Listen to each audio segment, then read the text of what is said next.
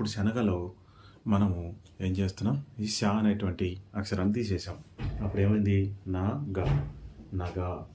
ఇంకొక పదం వచ్చింది, అదేంటది, నా గ, నగ కదా. రైట్. ఇప్పుడు దీని పక్కన రా చేర్చి దానికి సున్నా చేరుస్తున్నాం. చదవండి, నా గ రం, నగరం. ఏమవుతుంది అప్పుడు, నా గ రం, నగరం. ఇదేంటిది, షా.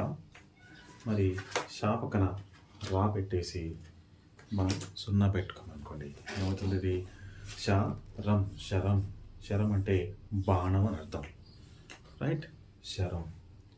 మరి తర్వాత షా కం.